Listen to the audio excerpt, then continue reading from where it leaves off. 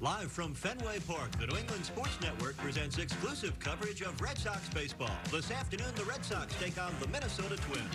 And it's brought to you in part by exceptionally smooth Michelob. It could make tonight the best part of your day. By the Bank of New England Corporation, family of banks. By Nissan. Test drive all the new Nissan hardbodies at your Nissan Datsun dealer now. By Sullivan Tire, your family car care center. By Polaroid Spectra System, we take your pictures seriously. And by your Mass Chevy dealers, the place to get the truck deal of a lifetime. Good afternoon, everybody. From Fenway Park in Boston, I'm Ned Martin, along with Bob Montgomery. The Red Sox and the Minnesota Twins going at it in Game 2 of their 3-game set. And the Red Sox trying to make it 2 in a row over the Twins and 7 in a row overall, which would be their highest winning streak this year. They have had a couple of 6-game streaks. They're counting on Oil Can Boyd, who's making his first appearance this year against the Minnesota Twins. Mark Portugal goes for Minnesota, and again it'll be Boggs against Puckett. Well, we got two things going on here, that's for sure. One of them about as close as the other, although the Red Sox lead now kind of widened a little bit over those Toronto Blue Jays. It'll be interesting watching Oil Can work against this Minnesota ball club today because he has not faced them. And I think for the most part, these Minnesota Twins hitters have a little respect for Oil Can Boyd as well as the entire Red Sox pitching staff. Some of them told me today that it's one of the pitching staffs that they're not anxious to run up to the plate against. It has shown this year that they haven't. Can won his first major league win, I believe, over Minnesota out there, so he's anxious to face him this afternoon. We're anxious to see the game. We hope you are too. We'll have the starting lineups right after this. 25.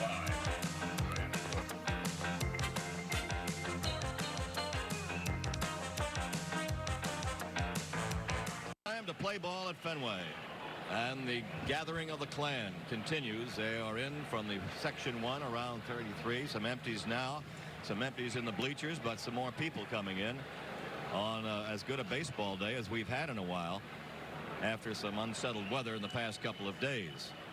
There they all here, the faithful turning out on this early September afternoon to watch Oil Can Boyd.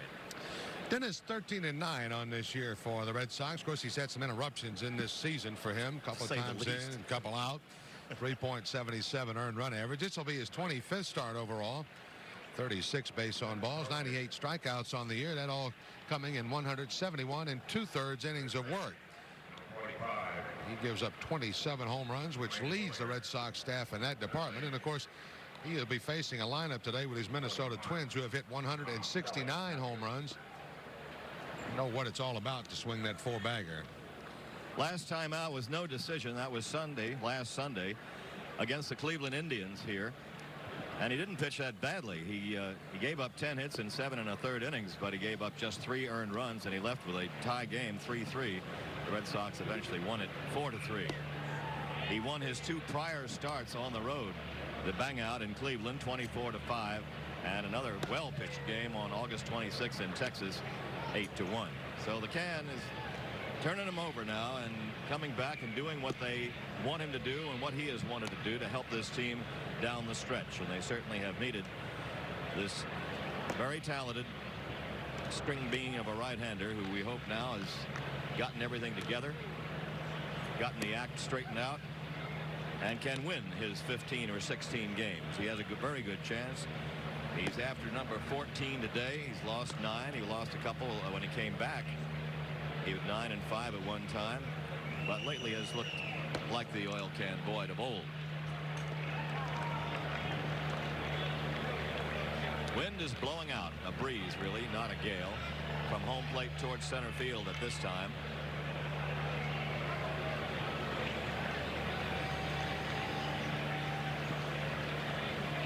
And the first man up for the Minnesota Twins, the American League and Major League batting leader right now, Kirby Puckett, with that .350 mark, a gaudy mark, just ahead of Wade Boggs by a point or whatever. We will carry them out again today, as Leo White will have.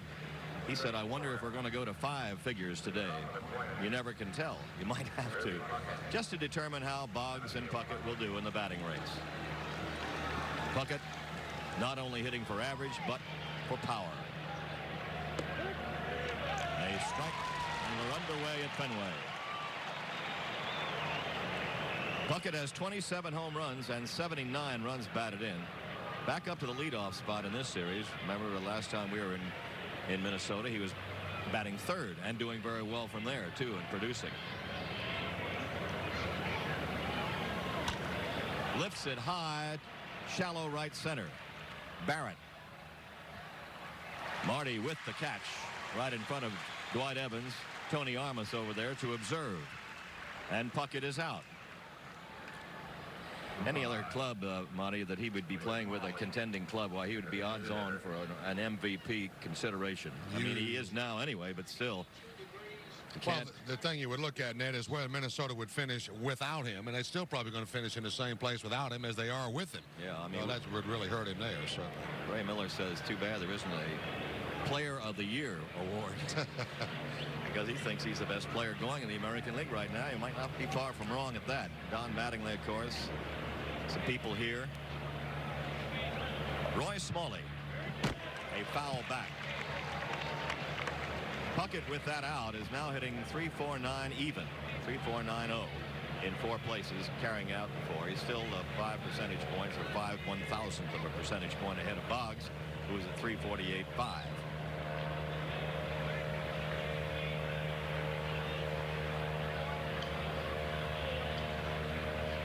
Smalley hitting .244. 1 ball, 1 strike.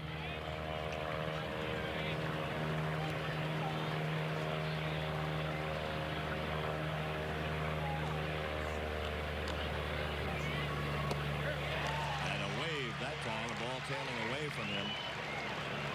1 ball, 2 strikes. Clemens used this a little bit last night on Smalley. Of course, Smalley really geared to hit that fastball, as most low-type fastball hitters are. Don't get that pitch too often to Smalley, though, because he'll guess with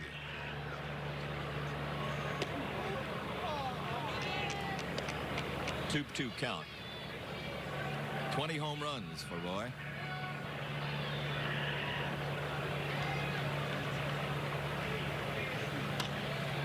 Lifted towards center, and Tony Armas. 2 down.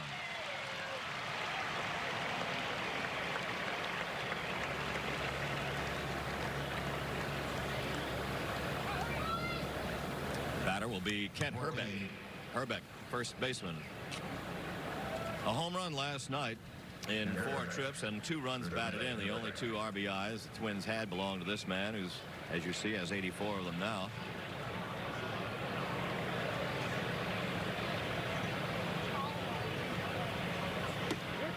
And a strike right on that outside corner.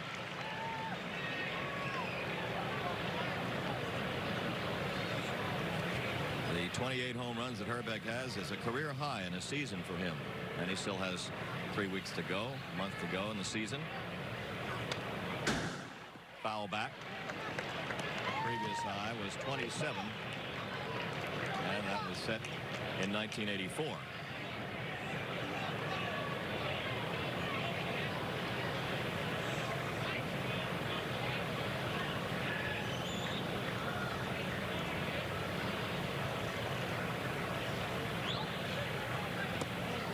In tight to him. 1 ball, 2 strikes.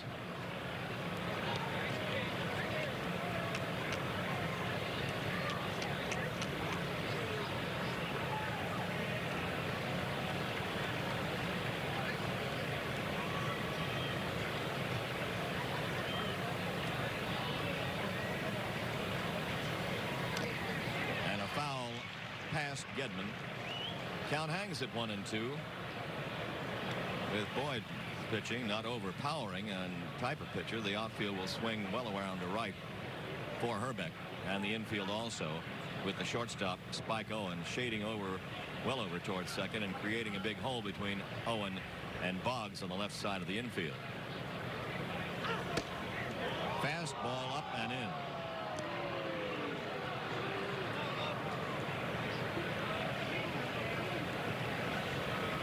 Two balls, 2 strikes.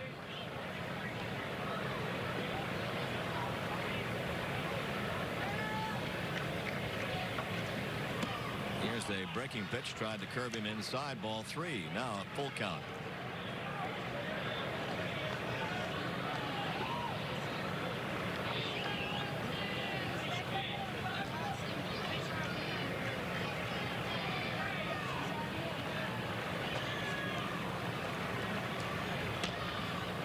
There's the tap into and out of the dugout on the first base side. Hit on the dugout roof ledge. 3 balls, 2 strikes, 2 outs.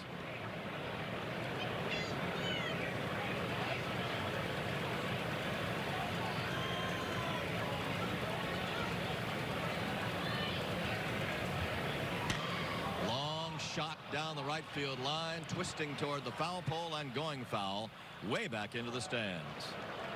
A long strike. Give you an idea what kind of sky we've got here today. We can instantly see that ball come off the bat. If you didn't follow it and stay right on it, it'd be tough to pick it back up again once you lost. And those outfielders, of course, are going to be dealing with pretty much the same thing today, especially Dwight Evans out in right field. It's a funny kind of sky. It's not a high, clear sky. It's a misty, pale blue and a few hazy clouds. There's another shot. Same spot. A little bit shallower. Another foul down into the stands in right field.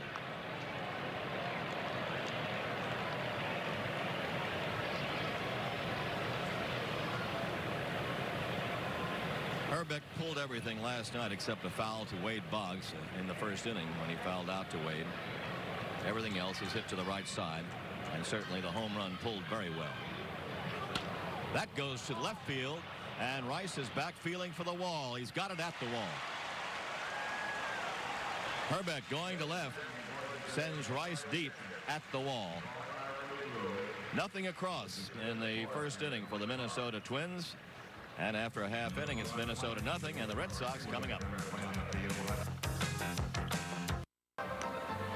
In the bottom of the first inning, here's the Red Sox lineup. Wade Boggs at third base. Marty Barrett at second. Bill Buckner at first. Jim Rice, the left fielder. Don Baylor, the designated hitter. Dwight Evans in right field. Tony Armas in center. Rich Gedman catching. And Spike Owen at shortstop. And the Red Sox are getting another look at the right-hander, Mark Portugal. Yeah, the last time he faced the Red Sox, he was a winner against them. But they had this young man on the ropes in almost every inning. That was one of those streaks when the Red Sox were not doing any kind of timely hitting. Mark making his 13th start of the year this afternoon. 4 wins and 8 losses, a 4.97 earned run average. 91 hits given up in 83 1/3. Overall now the Minnesota pitching staff has given up 1,300 hits on the year. When Baylor singled to center last night in that 9th inning, that was the 1,300 hit his pitching staff had given up. That ranks him number 3 in the league with most hits given up. Only Seattle and Texas, I think, has more hits given up. So maybe the Red Sox can be a little more timely today against Portugal than they were in the Metrodome. He beat them 5-1 in that game, the only game the Twins won in that 3-game series. Wade Boggs is up and taking a strike. Boggs now chasing Kirby Puckett. He went 1 for 4 last night.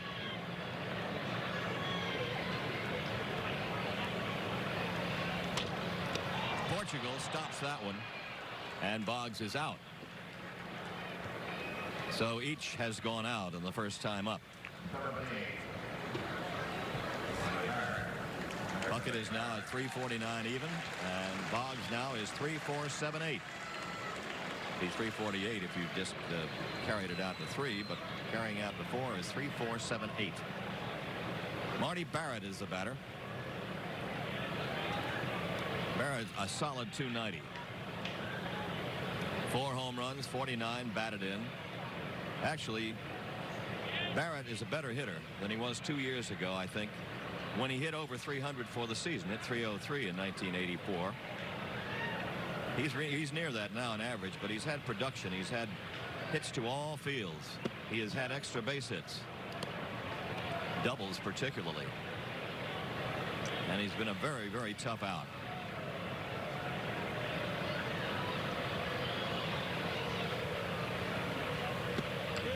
If you played against Barrett, he'd be the kind of player you'd absolutely hate. That's right. He's a cocky little guy, just about the right amount of cockiness. He does things in the course of a ball game that aggravate you. He puts the ball in play, or he'll make the kind of play, pull a hidden ball trick on you. He's back to the Eddie Stanky kind of ball player, although probably has better skills than Stanky had. But all Stanky did was beat you. And Barrett does everything in the world possible to try to do that. He does the little things. There's the slider outside. And it's a 3-ball, 1-strike count to Marty. The Red Sox infield's got a couple of leaders in it. Mac may be responsible for that in some ways, because he's kind of turned Marty loose. He just says, here, go ahead, do your thing. Buckner, of course, with the signals at first. There's a base hit into left field. Barrett pounding a single between third and short. 1 out, 1 on for the Red Sox. Well, here you are again. You felt like Portugal's saying, well, I think I made a pretty good pitch, and I'm not so sure that he didn't. Marty just kind of laying in the woods there, maybe guessing a little bit that Portugal would try to come back in on him. A lot of ball clubs have been trying to do that a little bit more, to make Marty pull the ball and get him out of his real strong suit of up the middle in the right field. But he tricks him on occasion, as he did there. Bill Buckner is the batter. First baseman, hitting .262. 11 homers, 86 batted in. Had a homer last night.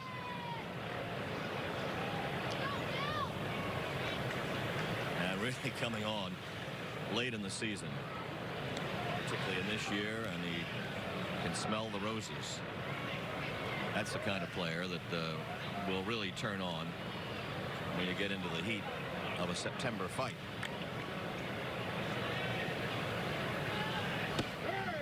Strike. Buckner's hit in 4 straight games, having 7 hits in his last 17 times up. Second in the American League in doubles. He's got 38 of those. He's had 4 doubles in his last 6 games. He goes on splurges of 2 base hits.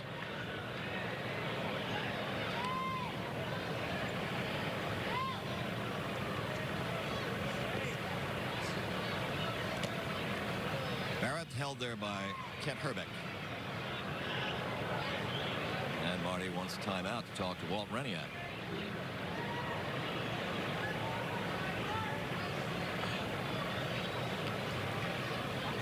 The outfield just about at home on Buckner straight away.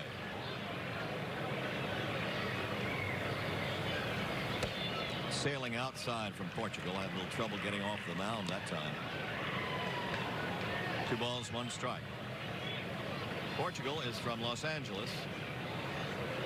Originally 6 feet 190. Lives now in Norwalk, California. Last year with the Twins, got in marginal duty. Got in only 6 games late. Won 1 of them, lost 3. That was his first appearance in the majors. Comes on the corner for a strike.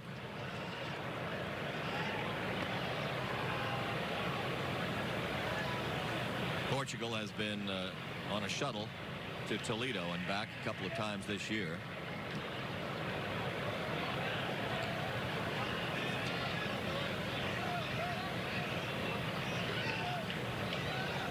Combined 5-1 record in AAA. It's hit towards center field, and Puckett is over toward right center. There are 2 outs. Buckner scooping it off the ground to fly to center. Certainly does. This ball may be out of the strike, but definitely out of the strike zone. Like Jeff Reed was just about going to have to go to his knees maybe to keep that ball from getting by him as the catcher. Buckner somehow, imagine hitting that ball in the air from where it was. He's getting more like Cecil Cooper and Ben Ogilvy than they are, I think, lately after those low pitches. Jim Rice, standout last night, 5 RBIs, including a grand slam. Barrett takes off, and Rice belts one toward the gap in right center. Puckett can't get to it. Picked up by Brunansky. Barrett is being held at third. He goes right past the sign, and he is out at home. Barrett went past the stop sign, hung up there by Rene Lachemann, and he's out at the plate. And that ends the inning. It'll be a base hit for Rice. He got to second base, but Barrett's out at home. And after one inning of play, there is no score. A message now from Sullivan Tire Family Car Care Centers. At Sullivan Tire, you'll be treated with our family spirit because that's what Sullivan Tire is all about. This copyrighted program brought to you under pay cable TV rights granted by the Red Sox solely for the entertainment of our viewing audience. Any publication, rebroadcast, retransmission, or other use of the accounts and descriptions of this game without the written consent of the New England Sports Network and the Red Sox is prohibited. Jeff Reed is up, top of the third. And McCann gets the strike in there to the Minnesota catcher. Reed hitting .237 with a couple of home runs and 7 batted in. 0-0 game in the third.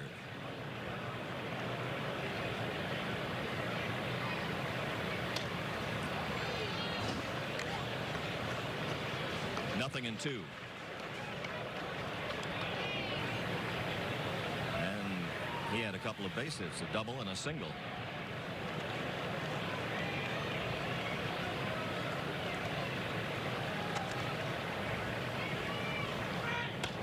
Punch to the left side and through for a base hit. First hit for the Twins, an off-field single by Reed. It was kind of an afterthought on Reed's part. He wasn't going to go for it, and all of a sudden the breaking ball kind of stayed up high, and he just, well, yeah, let me punch it to this opposite side, and he works it right through the hole. Twins have a runner with nobody out, and Steve Lombardozzi, the second baseman, at the plate. 0 for 3 in last night's game. .231 average. Whoops. Ooh, a little high, McCann.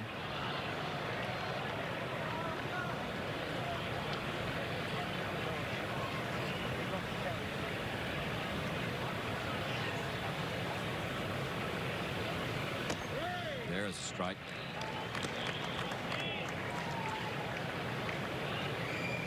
Nothing in 1 to Lombardozzi.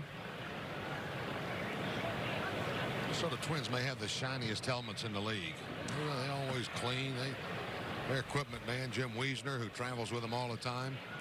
Rather heavy set, but he gets the job done shining those helmets. He shines them every day. Foul back. Boy, he works at his job, doesn't he? He used to have the best visiting clubhouse to go to, really, before anybody. I mean, you guys got soup and crackers. Got the works with him, you bet. Everything. And he took all the leftovers. I think so. 0-2, the count to Lombardozzi.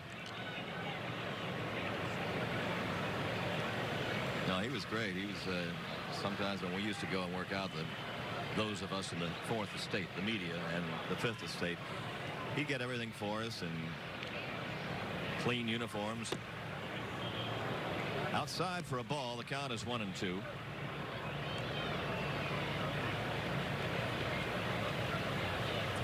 That was in the old days of what we called the Silver Seven, when Peter Gammons and Joe Gigliotti and anybody else that want to come out with us have Johnny Pesky hit pepper to us. Strike, and good change that time. Off-speed pitch by Boyd. Lombardozzi is out. The first strikeout for Oil Can.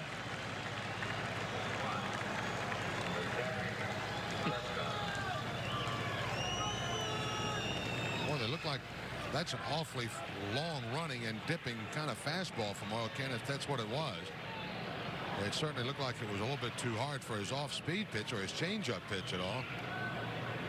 He gets that one working on a consistent basis with that kind of movement. He'll send a lot of hitters walking exactly the same way as Lombardozzi.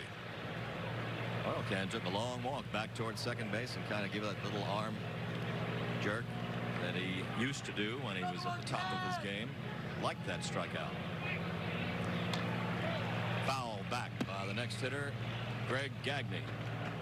Gagne, the shortstop, at .241, 7 homers also, same as Lombardozzi. I'd have to say the Silver Seven picked the right guy to hit pepper to him. John hit his best shot. Wouldn't hurt any of you if it didn't. Well, if you didn't get a glove on it. Yeah, he took it easy on us, but he gave us a pretty good workout. 90-degree day in Detroit, 100-degree day in Texas. Give you any tips on how to handle the glove? No, just the bat. Just the bat. He always wanted to hit, though. He wouldn't let any of us hit pepper. Kept that fungo right there. Kind of rude of him, wasn't it? 1 ball, 1 strike. It was fun. He could hit fly balls and ground balls all day. That's what he did for years. A lot of fly balls, numbers. For a 307 average, though. Take it. Well, he had a lot of little squirrely kind of hits. You're right. He hit 307, a lot of singles. John, I hope you're listening, and I know you're getting red right around the gills by about now hearing all this. He could just flat out hit a baseball fair. Runner takes off and through the hole at shortstop past Owen and down, falling down at second base, getting back there safe. Reed was starting for third. He was breaking with the pitch, took the turn on the base hit, had a big turn, and then fell down and did just get back, beating the throw from Rice to Barrett, who put on a nice decoy. Well, Spike is going to take the coverage responsibility with the runner going, and when he does, he takes that 1 step that gets him out of position to allow this grounder to get by him and into left field. Owen cannot recover in time, and when he does, now here's the fall coming up by Reed, but Rice bobbles the ball in the outfield. He can't get a grip on it. He bobbles it and dribbles it twice. All that time, of course, he's scraping and scratching to get back to that bag. 2 on, 1 out. Puckett, the batter, flailing away and fouling it off. Strike 1. Puckett popped to second base in the first inning.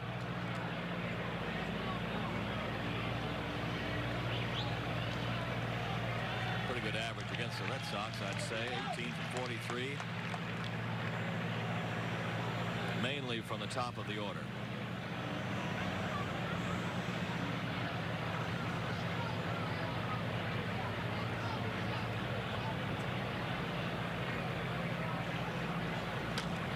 Goes foul the other way, and now he's down on the count, 0-2.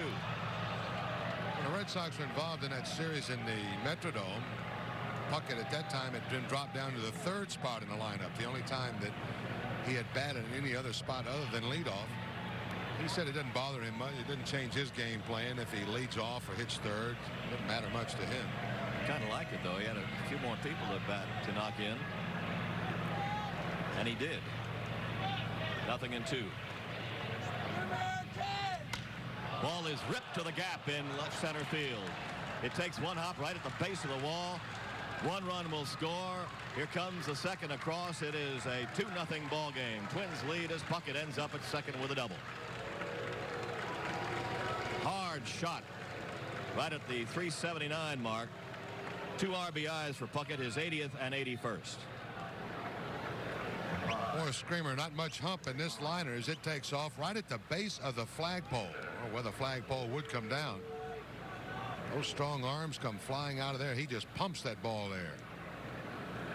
I mean, a short hop, a very short hop. Reed scores easily from second, and right up his back comes Gagne.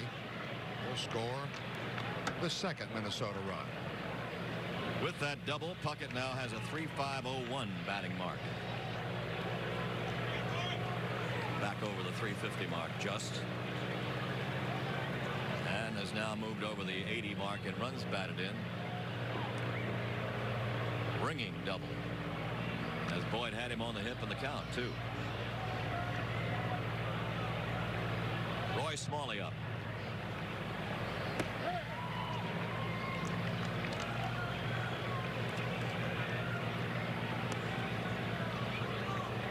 Smalley fly to center field his first time.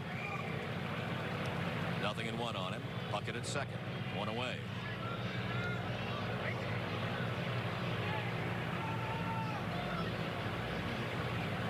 And the breaking ball gets Roy that time. Strike 2.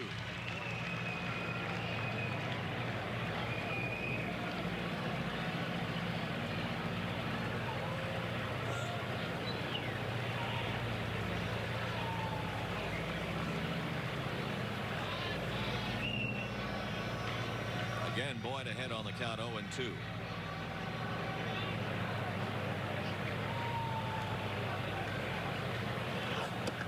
Strike on the corner, and Smalley is out of there.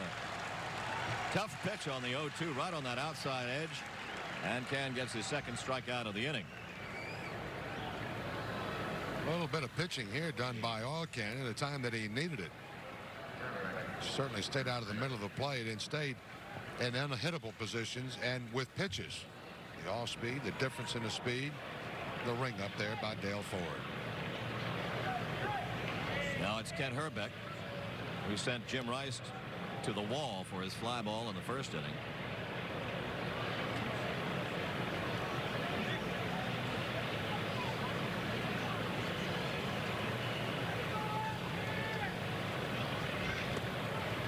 It's down for ball one. 2 runs in the top of the third. The Twins leading 2-0. As number 34 has struck again.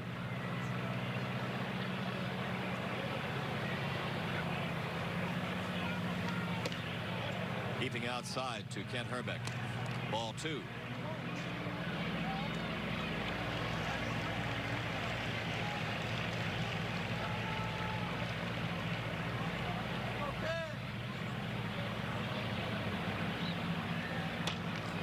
To the right side to Marty Barrett. He will underhand it to Boyd covering. And Boyd spikes the ball. He's showing a lot of emotion there, and he's mad at himself for the double by Puckett, I would assume. Anyway, he makes the put out there. And 2 runs score for the Twins. And after 2.5, they lead 2-0.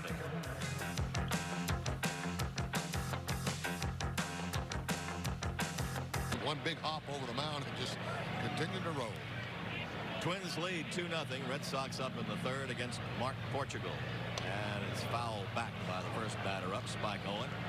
Number 9 hitter. Owen hitting .242 with 1 home run. Spike had an infield hit last night, went 1 for 4.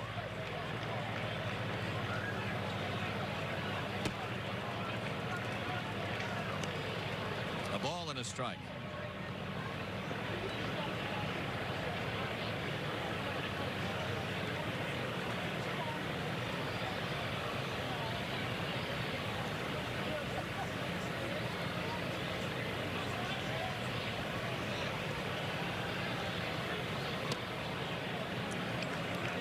And it's a 2-ball, 1-strike count. Portugal gave up a couple of hits in the first inning and almost a run, but Marty Barrett was thrown out at the plate after a single by Rice. Portugal walked Evans in the second, but had no trouble. As the count 2-2 now. Owen, Boggs, and Barrett up this inning.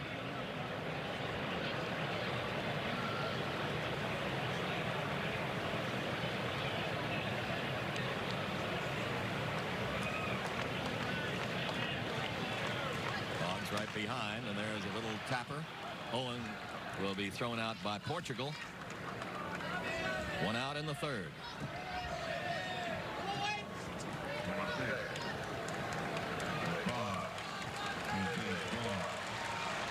Wade Boggs coming up. He grounded out to Portugal in the first inning. He's actually 2 percentage points behind Puckett now. Puckett at .350. Boggs at .348 or .347.8. Nothing in 1.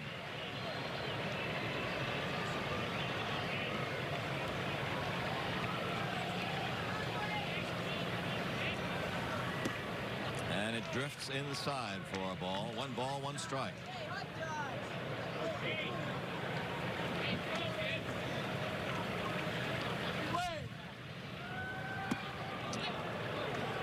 Curveball and ball 2. Last year and most of this year, when anybody has approached Boggs, gotten within a point or 2 of him, he would take off in the batting race. Fly ball left field. Out near the wall is Bush. He's going to have to play it off the wall. Takes a funny hop, and Boggs has a double.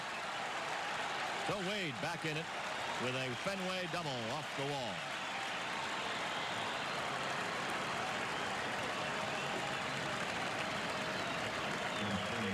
watch Yastrzemski do this so much in this ballpark. They'd work him that way, maybe a little bit higher than that.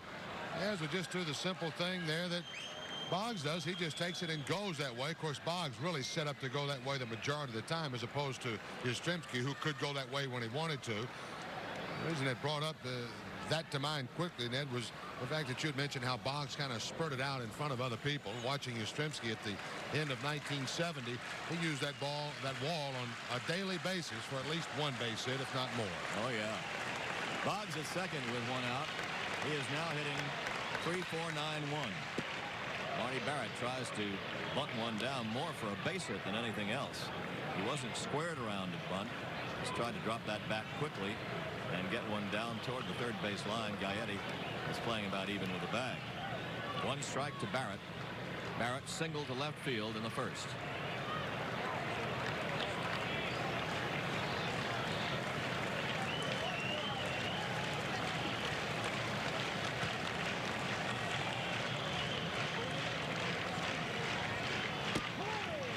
Right in there for a strike. 0-2 to Marty.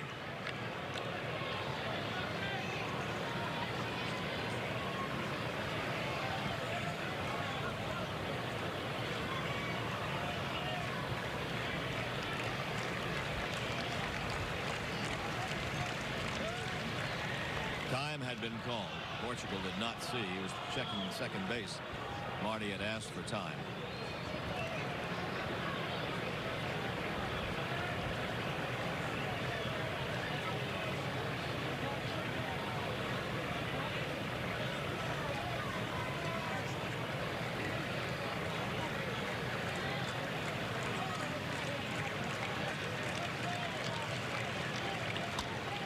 Popped up. Second baseman Lombardozzi calling. Barrett is out. There are two away.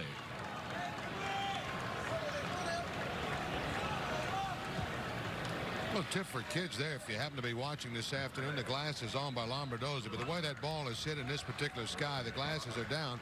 Lombardozzi still used the glove to shade his eyes. He'll take a lot of that brightness away. Those glasses, although they're very dark, will not completely block out a very bright sun like you have today, so the glove becomes necessary. If that glove extended well above his head, he'll kind of set his head in behind. See, his face is all shadowed by that glove. And he just lets the ball drop right in it.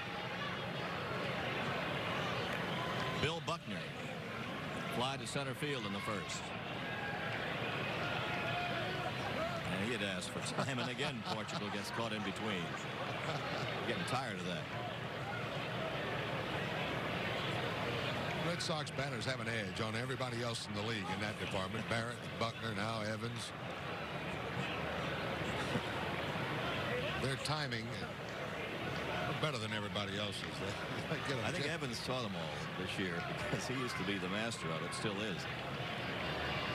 And not getting caught. Buck fouls it back.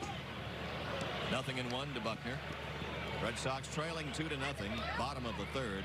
Boggs at second and 2 out.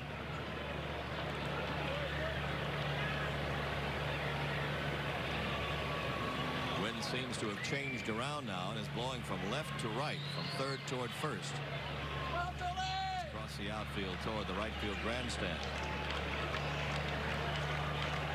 At first it was blowing the other way out. Down to second base. Takes a high hop for Lombardozzi. And that's all for the Red Sox. They get a double from Boggs and leave him. After 3 innings, Minnesota 2 and Boston 0.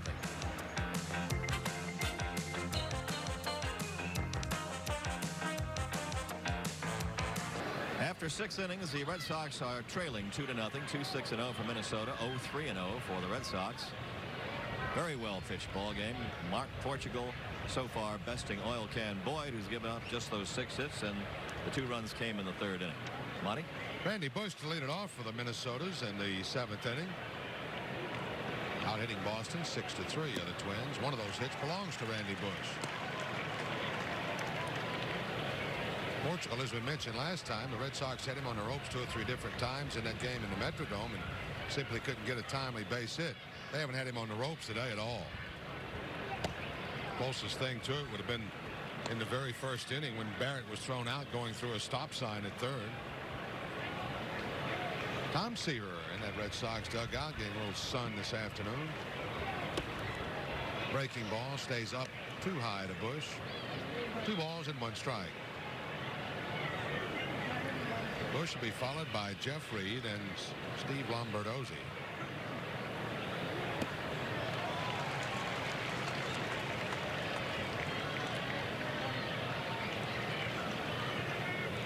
Right side of the infield kind of pinched together. Barrett and Buckner over there to act as defensive set against a pulling Bush.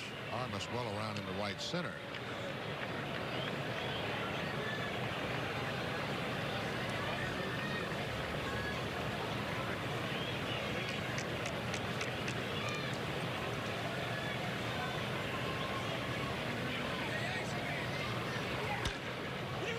Right to Buckner. He'll play the oil can covering, and there's one down. That's just like they went over in the meeting. They say, Buckner, you play there deep, and I'm going to have him hit it right to you. Bush now 1 for 3 in the afternoon. Here's the catcher, Jeff Reed. He did all the catching when the Red Sox were in Minnesota.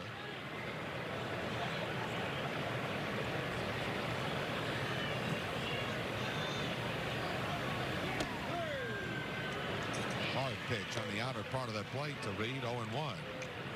Jeff this afternoon 1 for 2. Had a single leading off that third inning and scored one of the 2 Minnesota runs. And strike 2 quickly. Oilcan working in a tempo that's been pretty much to his liking since that third. Actually worked in a very good tempo prior to that, retiring the first 6 batters he faced. A little trouble in that third, and that's been it.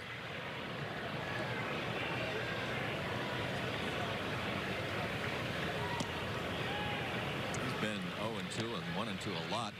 Has not been behind batters and hasn't walked anybody. Meanwhile, striking out 4. To the right side, Barrett is stationed perfectly. Reed is retired, and that's 2 down.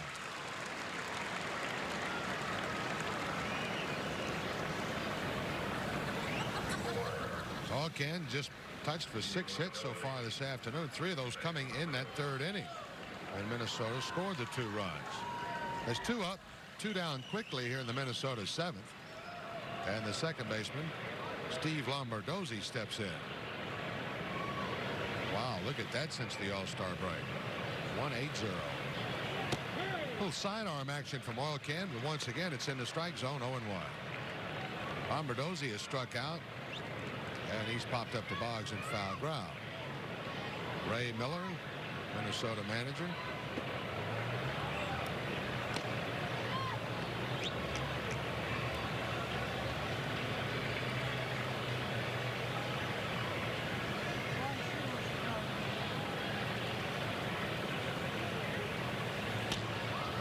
Pulled to left field. This will go up into the seats. And Lombardozzi will fall in the count, 1-2 strikes. Some talks going around the Twin Cities area about a Bernansky possibly being available for some trade. A lot of talk always, of course, this time of the year about managing changes. Minnesota Twins have this good lineup offensive. They just need pitching. They need pitching. Teams like Minnesota, Seattle in the American League, teams that can amass a lot of runs for you, but they have to have deeper pitching than they have. 2-2. Rip foul once again at third. Well, Herbig, I thought pretty well today, talking to me in the pregame show. They just simply need somebody that they can count on for the 7th, 8th, and 9th inning to get some people out and hold on to some leads that offensively they have been able to amass. And so far, they've not been able to do that. They didn't get it from Ron Davis. Consequently, Davis was gone. He's now with another team. This is popped back behind the plate. Gedman will have a look at it, but it'll be up on the screen. Herbig telling me that something like 34 or 35 games they had the lead in the 8th inning and lost. That's a little hard to swallow time and time again. Puts an awful lot of pressure on the offense day in and day out, too. They know they've got to get more than just 4 runs usually in a ball game. And you can't always answer the bell after you've been ahead and get tied or go behind in the 8th and 9th inning. 2-2. Way outside, and the count is full.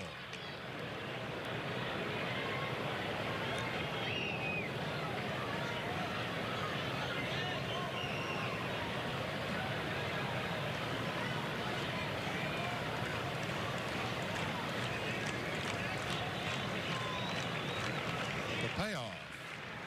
Struck him out. Once again, Oilcan goes downstairs with a good moving pitch. And the side is retired in the 7th. Nothing across, no hits. And after 6.5 innings of play, Minnesota leads Boston 2-0. And now a message from UMass Chevy dealers. The place to get the truck deal of a lifetime.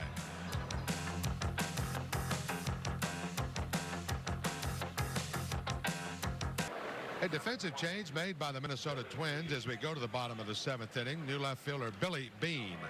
Beane out in left field now in place of Randy Bush.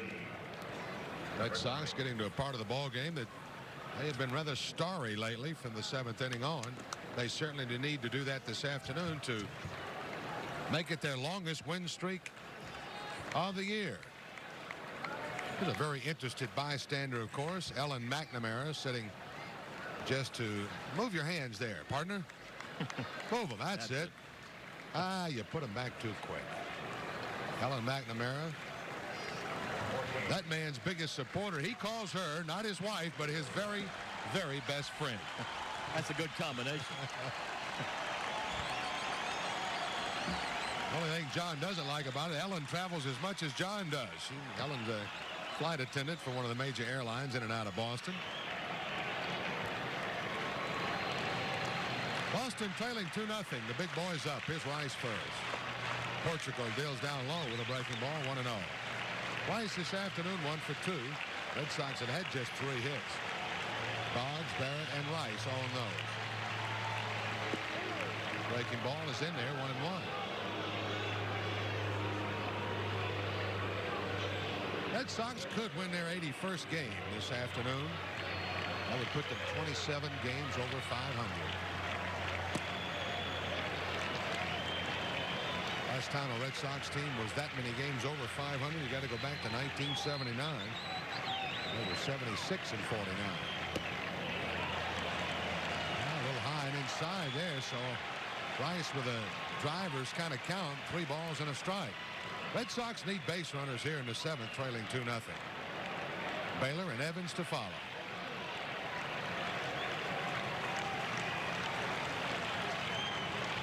Right back up the middle, that'll be a base hit. So Rice drives it right back through the box. He's got his second hit of the contest. That's number 4 given up by Portugal.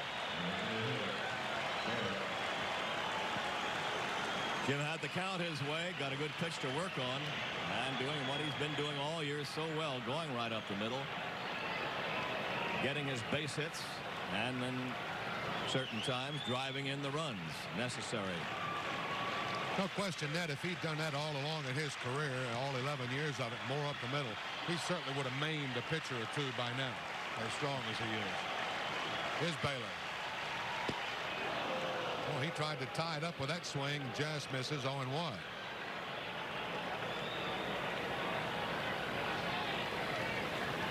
One reason the Red Sox have enjoyed a good homestand, those numbers put up by this man, Don Baylor. No balls, a strike to Donnie. And it hit him. Well, they're going to get the same argument. That's kind of getting around the league now. Everybody realizing that Baylor, he doesn't just stay there on purpose. He just simply cannot move. First of all, it was Portugal. Now, manager Ray Miller quickly out to discuss Baylor's moving or not moving. Portugal was immediately coming in and making a swinging motion with his arm, saying he was striking. He was in the strike zone. He'd gone around with it, had swung, or in the motion of striking, the ball had hit him, and it should be a strike.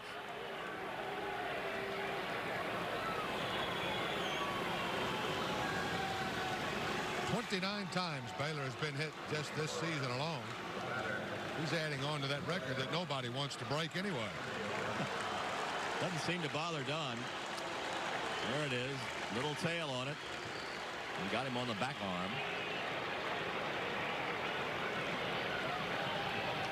So now Portugal's in his first mess, really. Well, in that previous start in Minnesota, when Portugal did come up with a win, there was some action, or actually some watching going on from the Minnesota bullpen.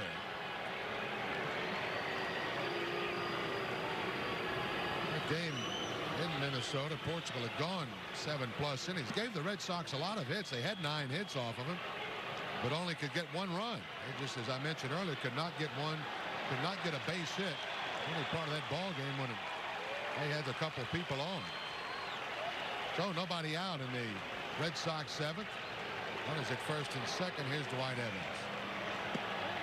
Breaking ball from Portugal, 0-1. That's probably George Frazier, I'm going to guess. Frazier, by the way, had to save in that Portugal win in Minneapolis over Boston. This would be a Frazier type of situation. This sinker baller, super sinker baller, George Frazier, the right-hander. He and Fontenot coming along to this Minnesota club at the same time. Evans squares to bunt, takes the pitch way up high, and the count is 1-1.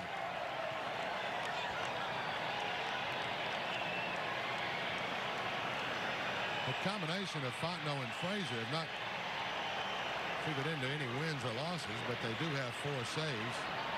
Actually, Frazier has the 4 saves.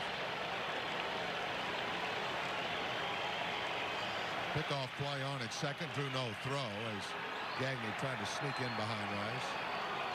That'll get you 2 things there. One, to take a step away from that runner.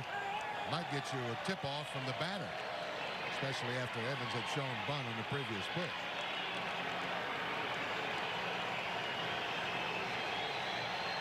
Change-up, grounded to third, easy. They go to second. Oh, he throws it away. Baylor will go to third on the play. They had a shot at 3 there. Yep, that's the almost classic triple play setup with runners at first and second and a hard grounder to the third baseman near the bag. Gaetti stepped on the bag and then threw it away into right field. They got 1 out of it, and Baylor moves on to third base. It was hit hard enough. Gaetti right there at the bag. They've got 1. Now he has a chance to get 2, certainly, but he throws it into right field.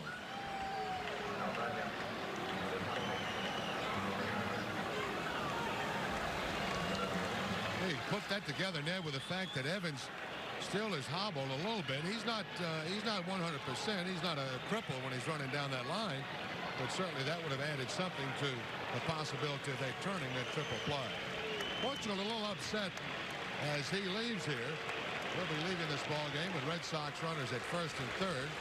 He also will leave with a 2-0 lead, which would make him nothing other than a winner in this ball game. He cannot be the loser. He and Greg Nettles, good friends over the years. Kind of the cut up, they have fun kind of fellows on that Yankee ball club.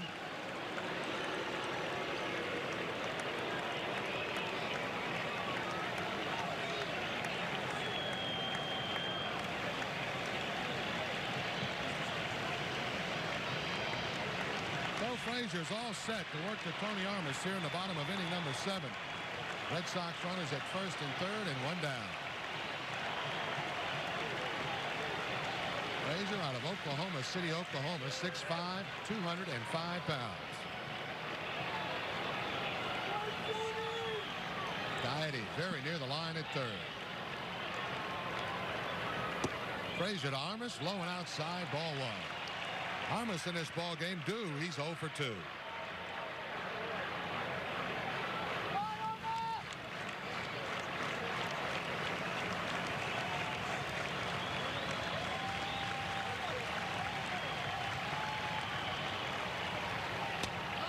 To left field, Base hit by Armas. Baylor will come on to score. He had to hold up just a moment to make sure that ball wasn't going to hang up. And Armas was due. He delivered it. 2-1 Minnesota.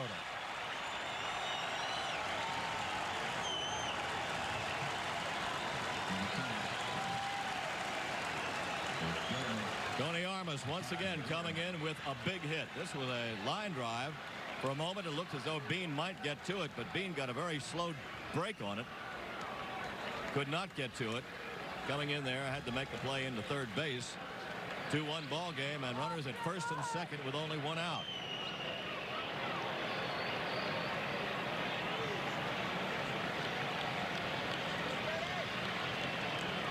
Armas now with his 50th RBI of the year. And he's hit in 7 straight games. Here's Gedman.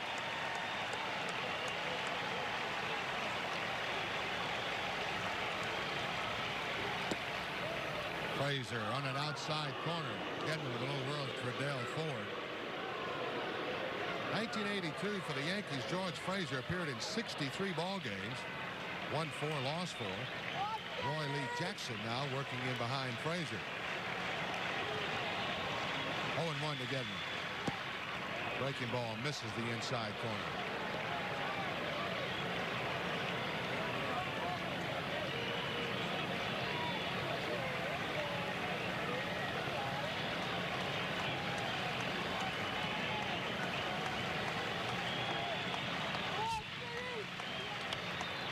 Gedman fouls it out of play, opposite side. 1 ball, 2 strikes. 1982 and 83, 63 games in 82, 61 games for the Yankees in 1983. Well, he was very consistent. Put those 2 years together, he was 8-8. 4 wins, 4 losses each year. Didn't have a lot of saves. He didn't work in save situations. He set up a lot of hard throwers in a Yankee uniform then. Now Frazier wants to make sure they got everything just right and all in order. He calls time and asks for Jeff Reed out to the mound.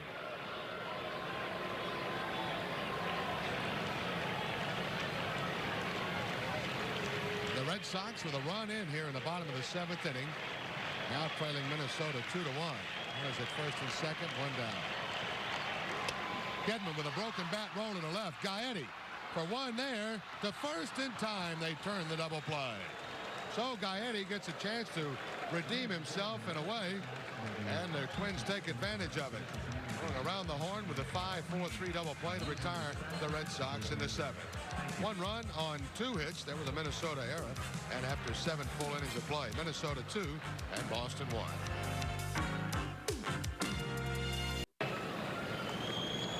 So Oil Can Boyd, who was never out of this ball game, certainly right back in the thick of it here, Ned, as we go to inning number 8 and the Red Sox trailing 2-1.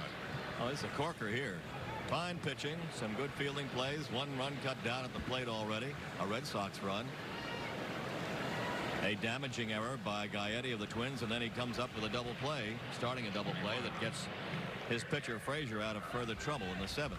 The run is unearned. That was scored by the Red Sox in the bottom of the 7th.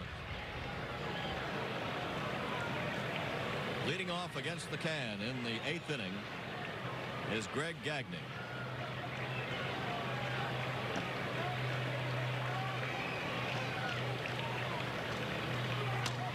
Down to third and Boggs. Gagne is out. Little grass cutter, not hard hit. 1 down. Boggs definitely taking advantage of the smoothness of the grass as he's playing right on the edge of it for Gagne to start with, and then moves quickly to his left. Good footwork there by Boggs. Cleans it up right off the edge of the sod. Gagne's out. So we deal now with Mr. Puckett. Kirby Puckett has had a double, driving in both Minnesota runs. He's 1 for 3. And he's hitting at 3.495. Or if you see it that in the paper, the way it stands, it would be 3.50 in the morning if it were to end right here. One strike to him.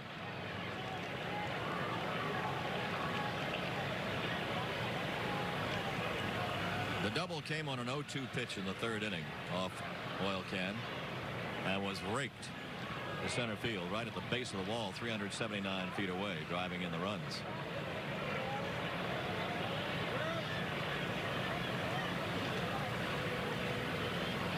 Puckett will break the cadence right here. 0-1. Goes to left. It hangs up for Jim Rice. Right off the end of the bat was the reason it did hang up that shallow. There are 2 away. Puckett is now 1 for 4.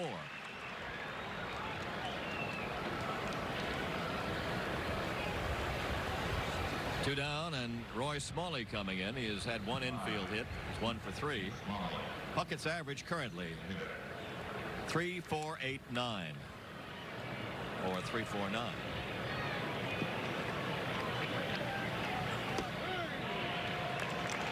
Ball 1, or a strike is called to Smalley. Smalley has flied to center, struck out, and had the infield hit. Nice play on it by Spike Owen. Made a game try actually on the first base side of second and threw from the ground. 1 ball, 1 strike to Smalley.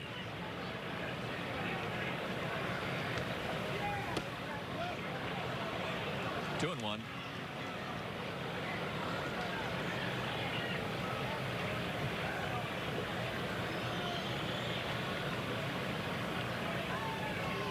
Smalley skies it foul, third base way. That's going out of play.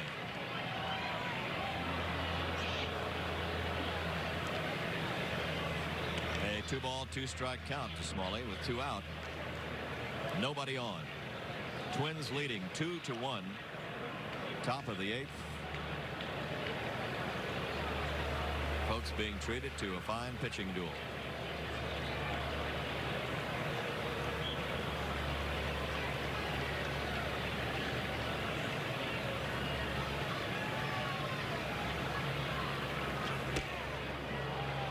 Three balls, 2 strikes.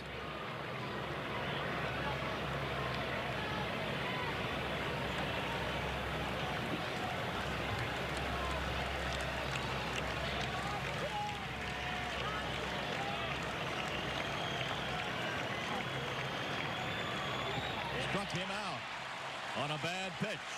Oil Can still has not walked the batter. He is now fanned 6. Gets the side in order in the 8th inning. And he has taken down the last 8 men to face him. Getting a big hand as he comes in. At the end of 7 1/2, it is 2-1 Minnesota.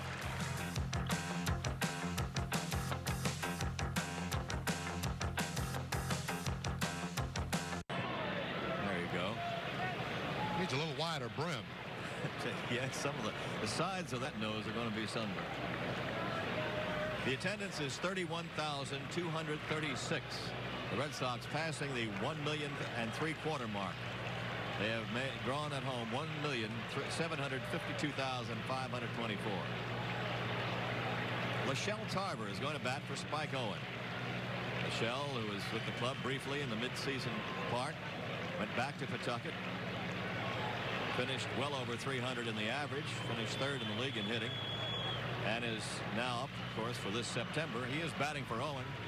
Red Sox want to get maybe something started. Get some speed on the bases. Of course, Owen has got some speed too, but Lachelle would be the fastest man on the club right now.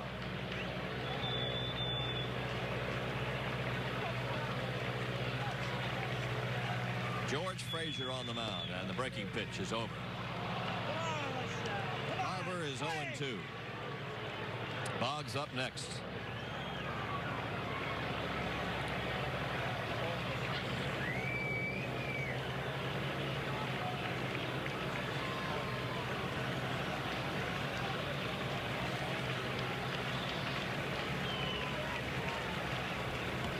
Tarver's down on strikes, is picked up off the ground, and he will be thrown out.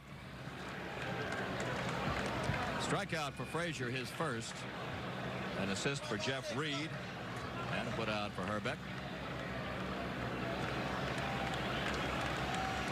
One down, and Wade Boggs coming up. Boggs is 1 for 3 at a wall double in the third. Boggs hitting .348.4, 3.484.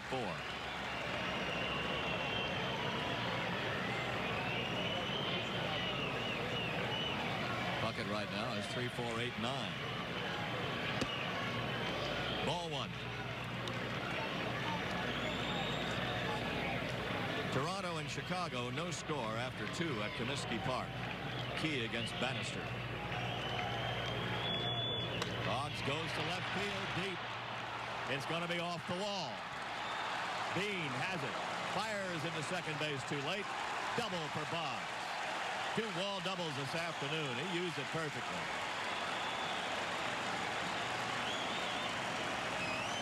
He's now hitting .3.497. Perfectly in the sense that he not only is getting the base hit with that little battle he's got running with Kirby Puckett, but he gets himself in scoring position here quickly, which the Red Sox need. With one down, they need a couple of chances to drive that guy in. Good chance here, of course, now with Barrett and Buckner up the way they've been handling their bats. They maybe can plate Boggs here to tie this ball game. Boggs now, by the way, second in the American League in doubles. That was his 39th. Right now hitting at .350. If you have it, carry it out 3 times. So he's a point ahead of Puckett. Marty Barrett is up with 1 out. Ball 1. Barrett 1 hit and 3 times up. A single in the first.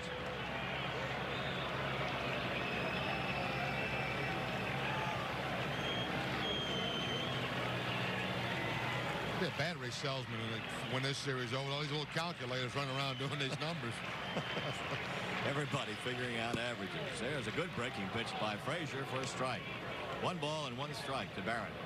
So that's the interesting part of this ball game, or this game itself. The fact that numbers are very evident, they're very important, and if nothing else, it makes a great deal of enjoyment added on to this ball game already.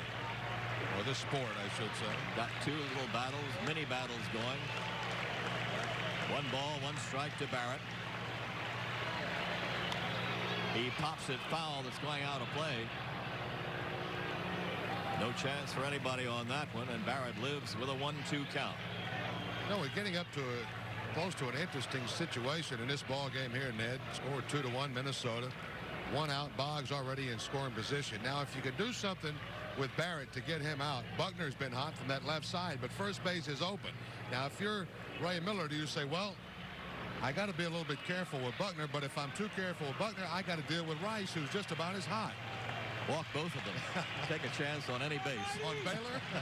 Not really, but what the heck. Well, they're both been hot hitters. Buckner's 0 for 3 today, but that doesn't mean anything. And he's also left-handed. 1 ball and 2 strikes to Marty Barrett. Well, some success by Barrett here to do away with all that.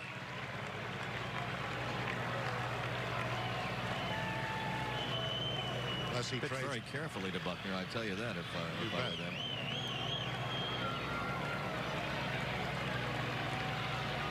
One and 2. Misses low and outside. 2 balls, 2 strikes. Frazier wanted that one.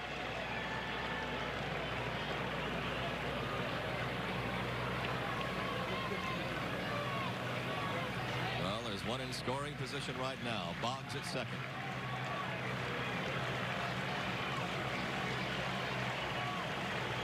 Outfield pushed around toward right on Barrett. Strike 3's got him. Hit that outside corner, and Barrett called out on strikes. A big one for Frazier, his second of the inning. That's what the Twins got for a while from Ron Davis when he became the strikeout king in this American League and working in short relief. And then all of a sudden Davis lost that, and the Minnesota Twins lost it. I'm seeing a little bit of it this afternoon, certainly in Frazier. This is the time of the ball game here where you, as a pitcher, have to keep that ball out of play if you possibly can. That's certainly what Frazier had in mind there, and he was successful getting Marty to look at that 3rd strike. Well, they've conversed on certain things now. Buckner is the batter. Boggs at second base.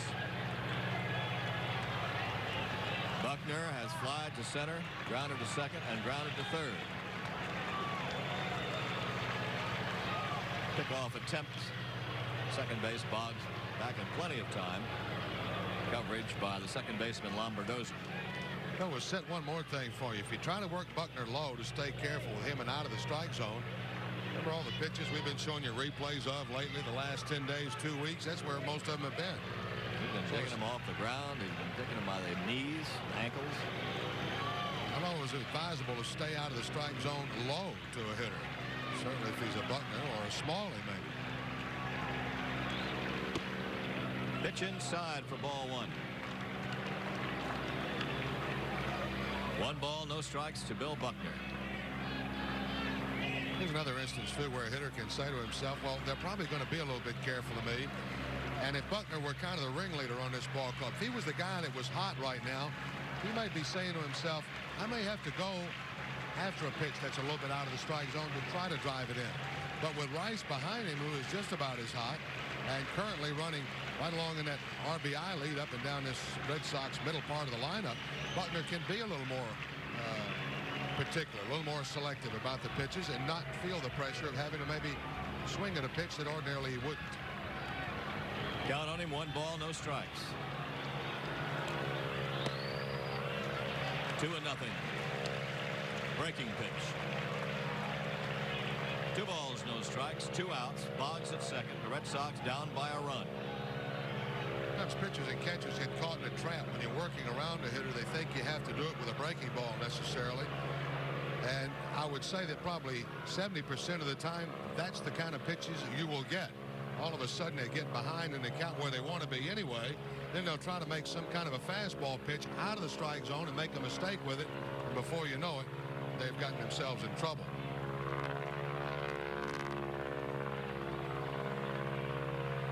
Well, it's a 2-0 count to Buckner as a World War I biplane goes overhead.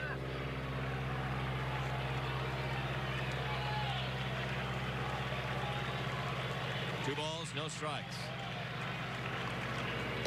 And that's a strike on the outside corner. Frazier staying away on that one. The left fielder, Billy Beane, straight away and left, knowing that Buckner can go that way. He will not pull around on him. The whole outfield is straight away. Second, the shortstop, Gagne, however, is shading second base behind Boggs. Ball outside, 3-1.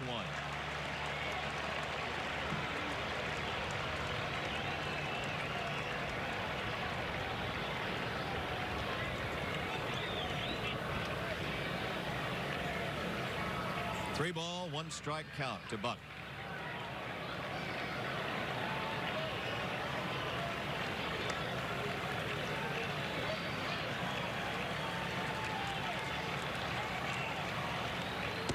He walks him. Buckner pitched very carefully to, as they would do. Now they have to worry about Jim Rice. There'll be a runner, Ed Romero, coming out to run for Buckner, who is astounded. Buckner is being run for by Ed Romero.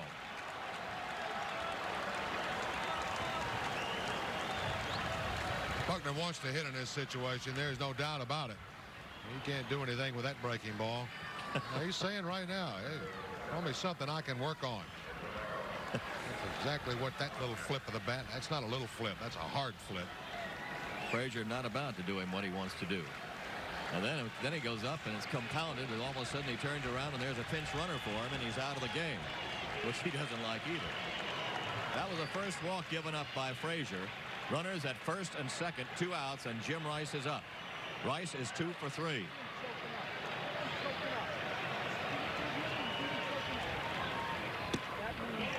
Ball 1. Frazier says, what's wrong with that one? 1-0 to Rice. Singled in the first inning, flied to right field in the 4th, and singled in the 8th. In the 7th inning, the singles were going to right center and center.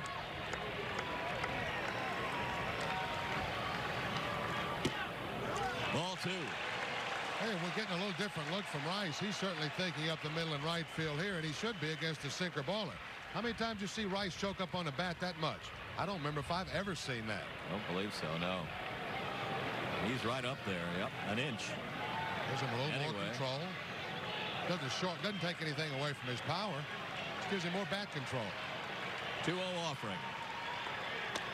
Into left field for a hit. Boggs being waved around. He'll come on to score. This game's tied up.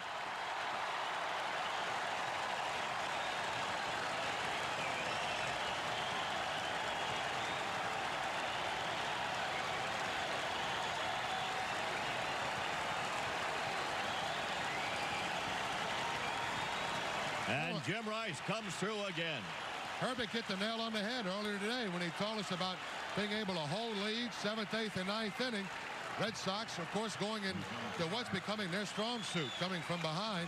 Rice on the breaking ball, drills it to left field. Boggs, even though will slide, he didn't draw a throw at the plate. And Rice with an RBI, his 91st of the year now. The Red Sox have tied it up. A 3-for-4 afternoon for Rice. Romero's at second. Rice at first. Baylor at the plate. And Don stepping out on just the last possible second he could. Baylor is 0 for 2. He's flied to right, grounded to third, been hit by a pitch, scored a run. It's 2-2. Down low, ball 1. Red Sox are out hitting Minnesota now 7-6. And certainly, as you saw, an interested onlooker and cheerleader after that single by Rice and the run by Boggs was Oil Can Boyd. He is locked up in this one. They've gotten 2 runs back for him. Well, if you went by those numbers he just saw in that graphic on Baylor, you'd think this man had about 3 home runs all year, wouldn't you? I think he was having an absolutely awful year.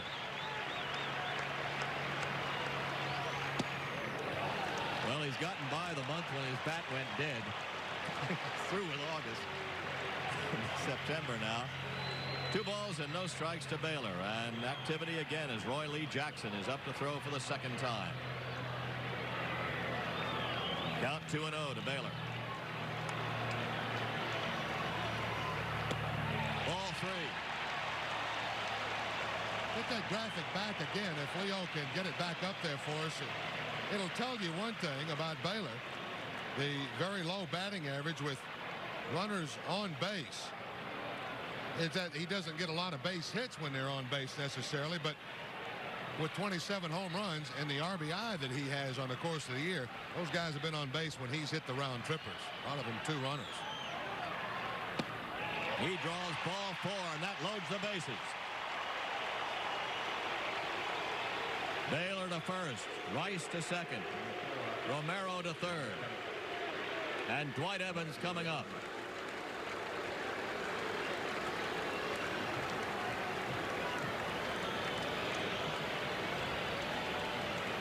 Eighth inning, game tied, and a chance for Evans to break the tie right here.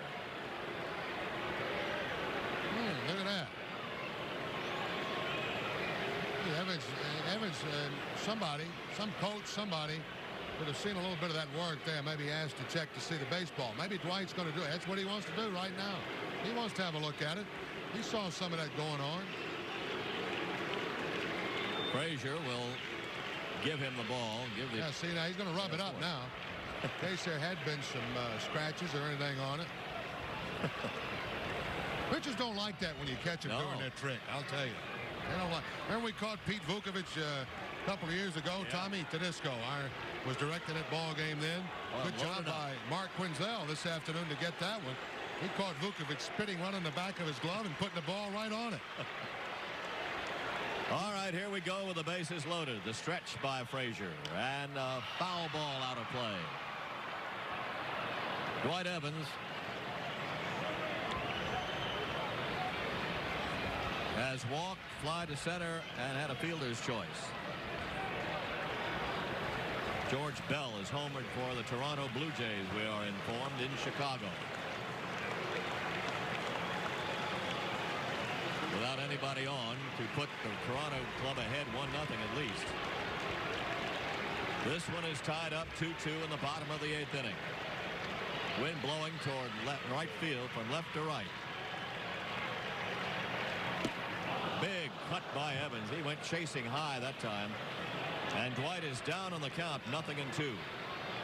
Boy, Evans had a pitch there he really would like to whittle on. One thing, crazy, make him get the ball up, and when he did get it up, that ball would not have as much movement on it. Evans saw it coming up there, and he just wouldn't let it go by.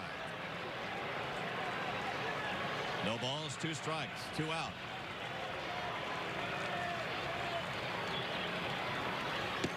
It's high, trying to get him to chase that fastball. 1 ball and 2 strikes. Romero at third base, Rice at second, Baylor at first, and this game is knotted up.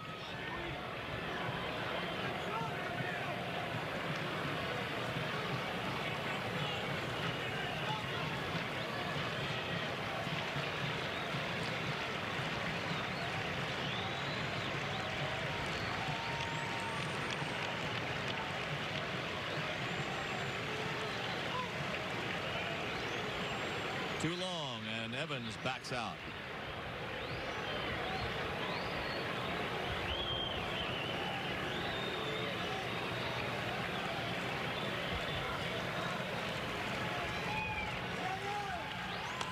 Foul back. The rip. They had the cut and fouled it. 1 ball, 2 strikes. Bell's homer was the only run that Toronto got in the top of the 4th at Comiskey. It was his 30th of the year. And Jimmy Key and the Blue Jays have a 1-0 lead over Chicago. Talk about MVPs. You better put his name on your list. Way up on it. Absolutely. Another foul ball off the bat of Evans. And he hangs in with a count of 1-2. Frazier has had a funny inning. He struck out 2 this inning for the 2 outs. He has walked 2, which has hurt him, and he's given up 2 hits.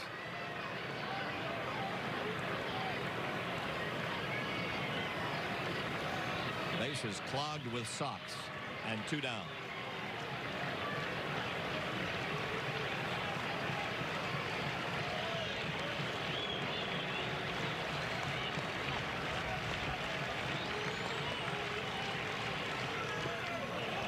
It's a ball.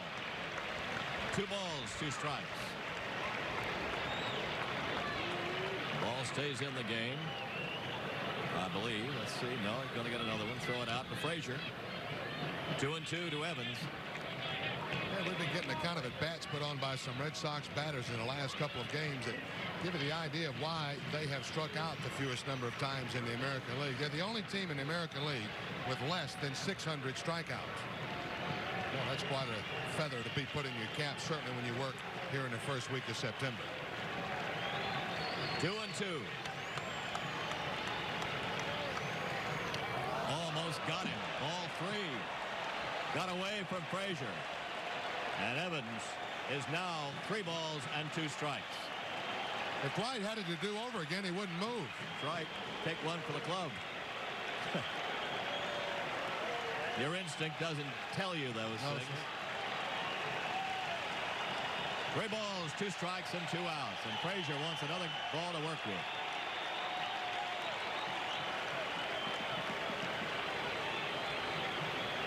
Frazier on the spot, Evans on the spot. 1-on-1 with 3 on.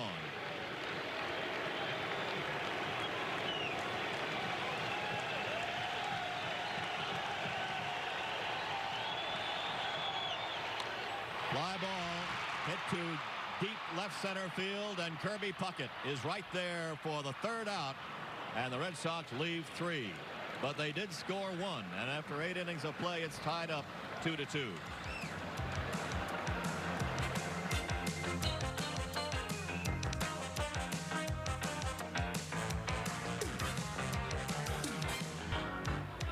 Changes in the top of the 9th inning for the Red Sox. Ed Romero, who ran for Bill Buckner, stays in the game to play shortstop and bats in Buckner's number 3 spot.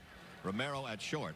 Pat Dodson, the rookie up from Pawtucket, playing first base, and he will bat number 9 in Owens' spot.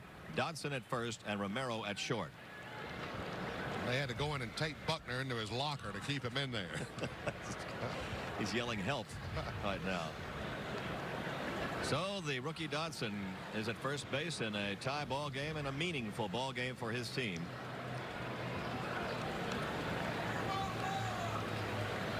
In the ninth inning, the Minnesota Twins will have Hrbek, Gaetti, and Brunansky, the big guys, up. Oil Can Boyd has gone all the way, pitched 6-hit ball.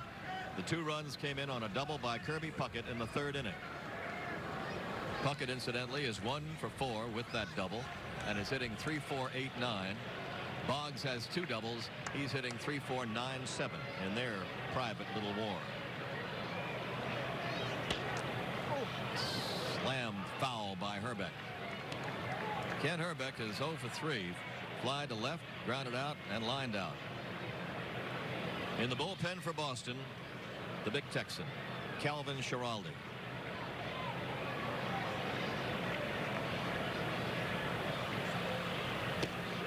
Strike 2. There is Tex. Another super Tex. Schiraldi warming there. Boyd has been so fine this afternoon with his spotting of pitches and with his stuff. He's used every pitch and he's used it well.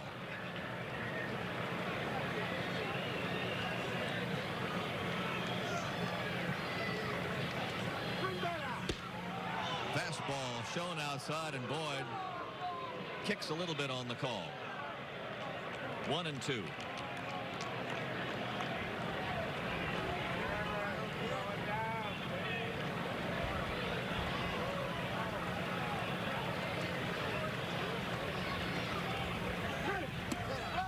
It's low, ball 2. 2 balls, 2 strikes to Ken Hrbek.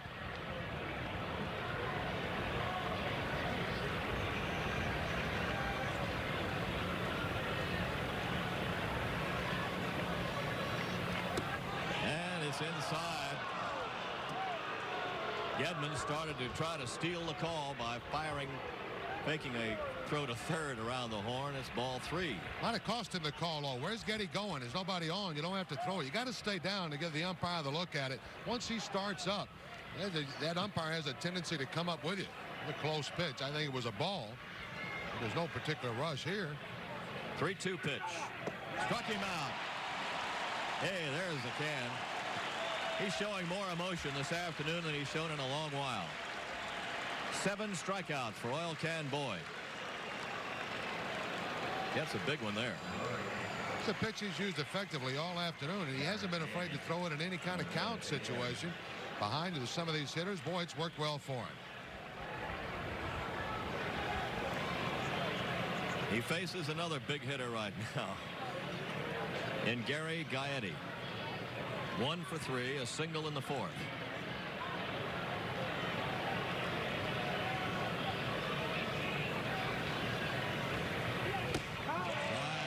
One.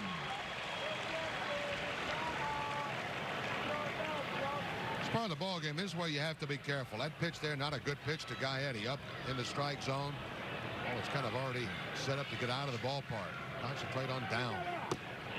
Strike 2. Like that. That's it. You don't want to put in an afternoon's work to have it all go away from you in one mistake in the 9th inning. A little extra concentration required. It's low, ball 1. 1 ball and 2 strikes to Gaetti.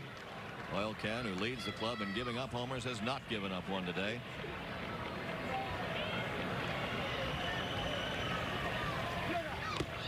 Strikes him out too. Gaetti down on strikes. 2 away. Number 8. Well, they go right back upstairs. They get Gaetti on a Gaetti pitch there. Foul tips that ball. Gedman hanging on. Oil Can will lose the hat. We'll go back to the office to put it all together. He has got the snowman this afternoon. That's strikeout number 8. And with 2 gone in the Twins' 9th, Tom Brunansky, the batter. Strike 1. Brunansky has grounded out, struck out, and popped up.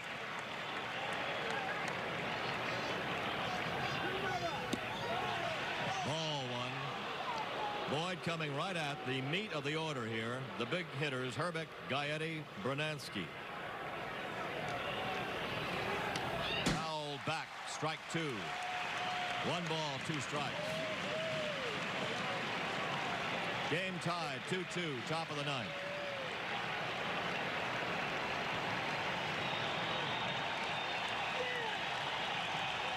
Crowd giving a hand to Oil Can. They want him to strike out the side.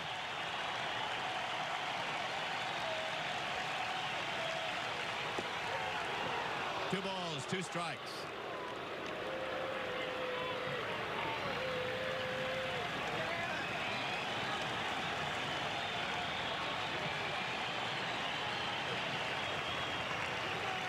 Struck him out.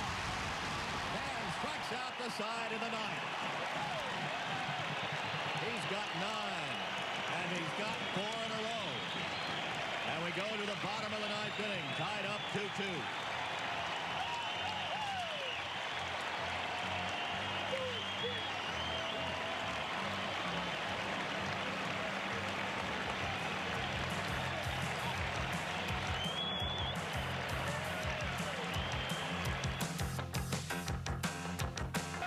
Tony Armas first up against George Frazier, who's stepping on eggs in the bottom of the 8th inning. Gave up a run, but finally got Evans to fly out with the bases loaded and a 3-2 count.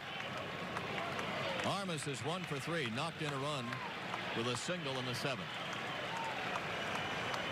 Watch out. Back here for strike 1.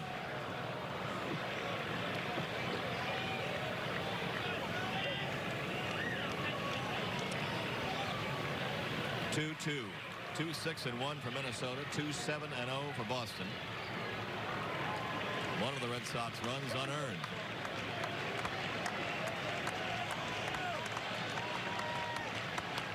Foul back. 0-2 the count.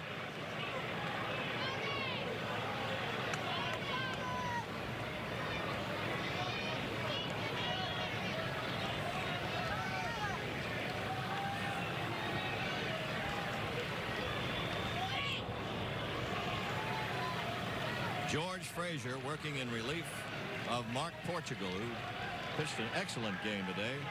In the 6th and 1/3 innings he worked. Tony out for the breaking pitch and a strikeout for Frazier.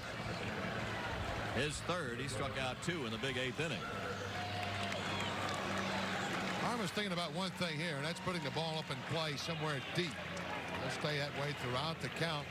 Has to reach that breaking ball, and Frazier's just eating the outside corner up with it.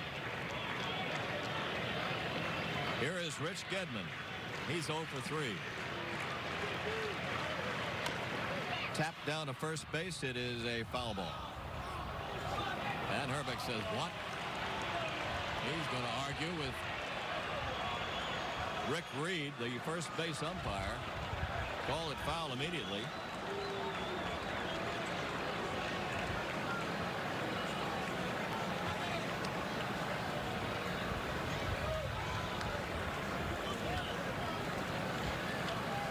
Little movement on this ball. It was in foul ground. Now that is in fair ground, but that ball working out of bounds before it got to the bag.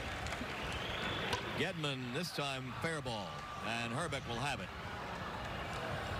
2 down. Well, now you have a chance for some real drama.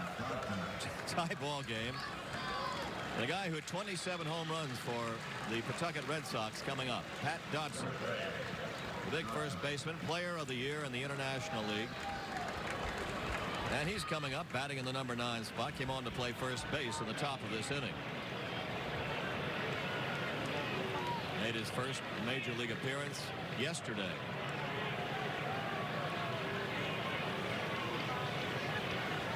Came on to play first base. He did not get a chance at the plate, so this is his first at bat in the major leagues.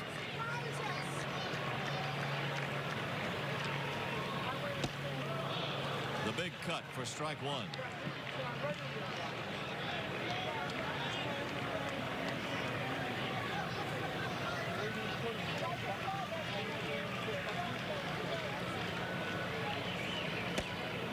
Looks outside with a fastball. 1 ball, 1 strike to Dodson.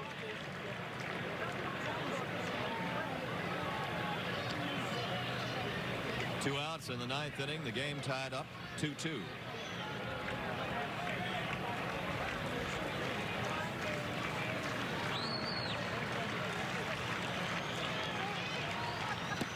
Strike 2 as Frazier works on him on the breaking pitch inside. Left side of the infield, big hole with the third baseman Gaetti playing on the line. And the shortstop Gagne shading over towards second base. 1-2. 2-2. The Twins have a farm club at Toledo, which would have pitched against Dodson and a couple of other these Red Sox call-ups at the end of the year. They were so unsure about Dodson or did not know him. All they had to do is pick up a phone, make the quick call, and get the scouting report. He strikes out. Foul tips it out of the glove of the catcher. Reed could not quite hold it. So it's still a 2-2 count. Funny kind of a hitch to the swing a little bit. But a lot of power in this big fella. Count is 2 balls, 2 strikes.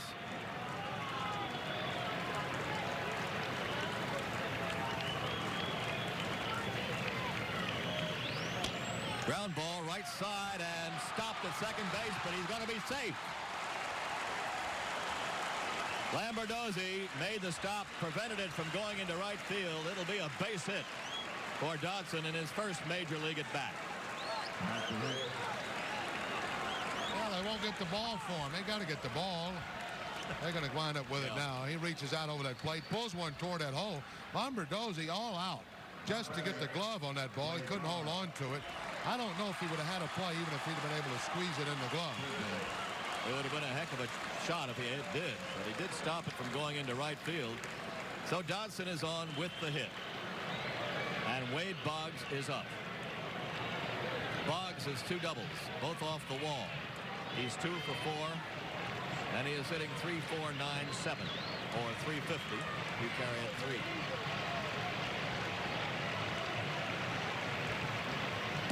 Ball 1. Game tied 2-2. A base runner at first. 2 out.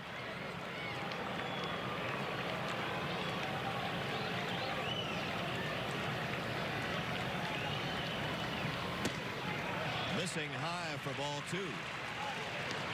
2 balls and no strikes. There are 2 outs. Dodson, the rookie, representing the winning run. He's at first base. Boggs looks at ball 3.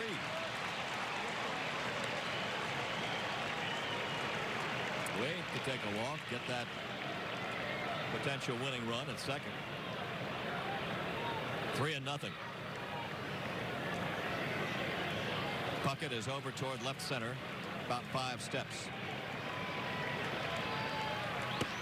High for ball 4, and that pushes the winning run to second. Wade Boggs with a walk. Dodson goes to second. And they will run for Dodson as Dave Henderson comes on to run for the rookie Pat Dodson, who will get a hand coming off, having his first major league hit, and of course extending the 9th inning. Dave Henderson running for Dodson. He can move.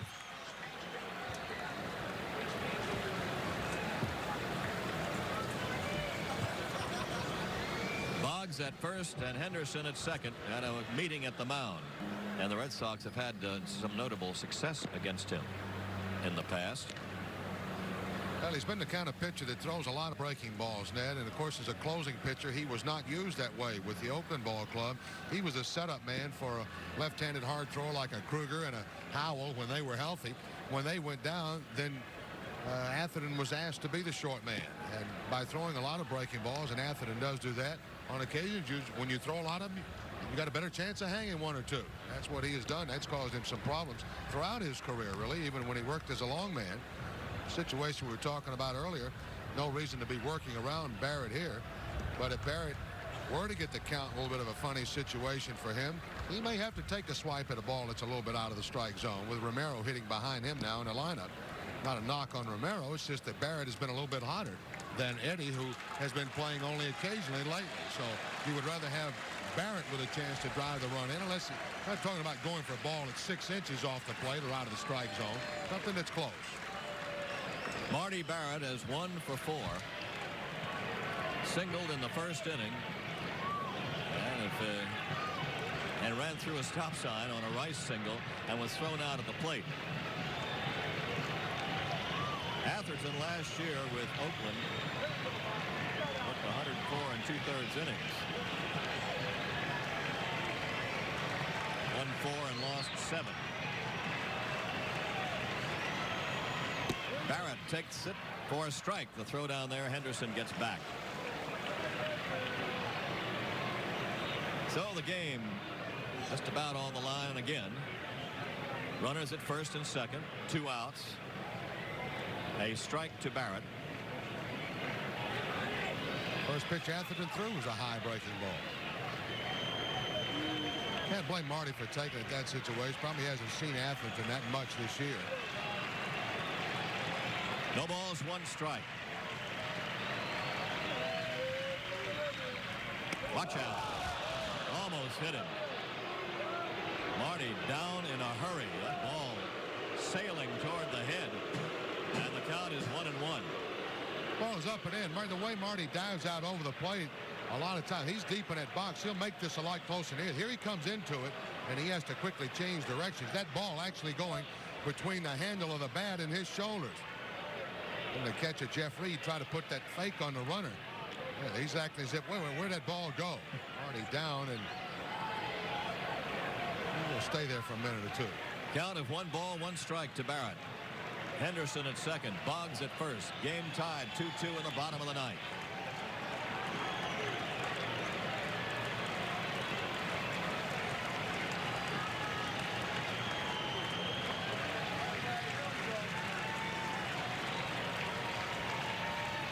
The breaking pitch is outside. Ball 2. 2-1 to Barrett.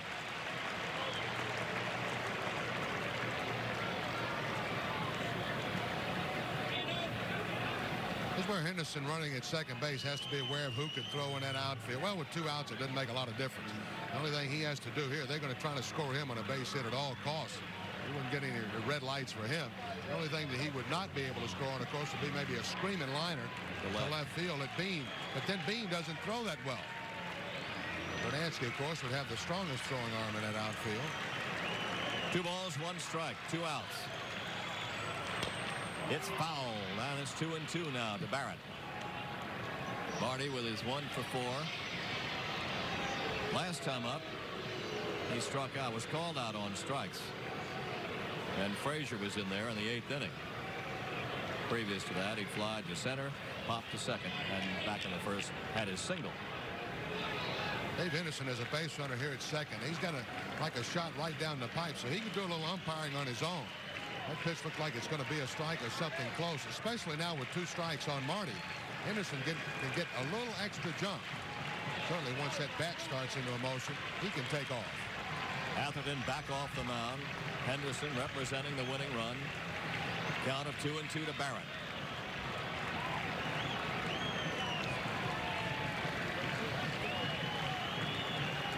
Marty goes to right field. Base hit. Charged by Bernansky. Here comes Henderson. He scores. The Red Sox win it.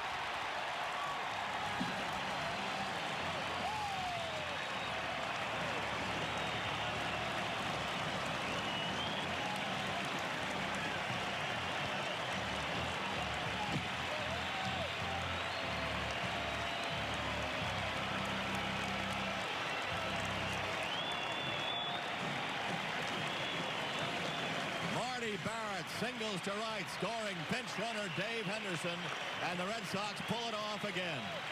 They come from behind and win it in the 9th. In the 9th inning, they get a run on a hit, 2 hits and a walk. They win the game 3-2 for that man there, Oil Can Boyd.